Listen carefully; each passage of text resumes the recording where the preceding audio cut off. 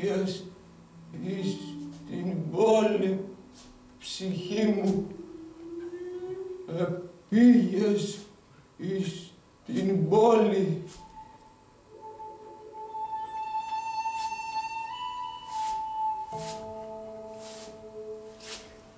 Γνώριζον όταν ερωτευτεί καμία βασιλοπούλα με το ραφτάκι της, δεν χωρατεύει, μόνον ερωτεύεται εις τα γερά και άρρωστα και πέφτει στο κρεβάτι και γίνεται του θάνατα και κανείς ιατρός δεν μπορεί να την ιατρεύσει, καμία μάγισσα να την φέρει στα καλά της.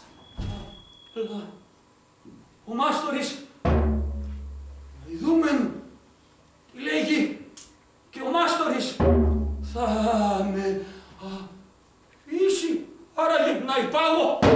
Αλλά αυτός από μιας ώρας μας διαβεβαίω ότι όλοι οι μαθητές θα αναπαλωτρίο τα κτήματά του και τώρα θα μ' αφήσει να του ξεφύγω.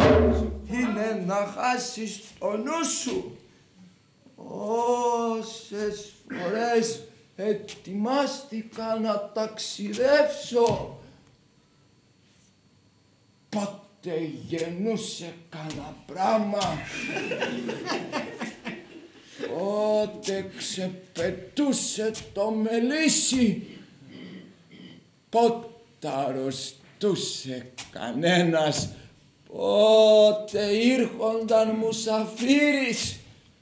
Θα ρεις πως τα είχε παραγγελμένα ψυχή μου ίσα ίσα την ώρα που έκαμνα το σταυρό μου να καβαλικέψω. Μόλις αφυπνίστην και έδραμον εις την οικίαν του αγαπητού μου παππού, οποία διαφορά από τις χθες μέχρι σήμερα, πλήθος συγγενών και οικείων συνοστίζοντος σοβαροί και άφωνοι εις την αυλήν, εις το κατόγιον, εις την σάλαν της γιαγιάς, εν το μέσο της οποίας έκειτο μακρύς ο παππούς. Φαίνεται πως δεν εξύπνησε ακόμη.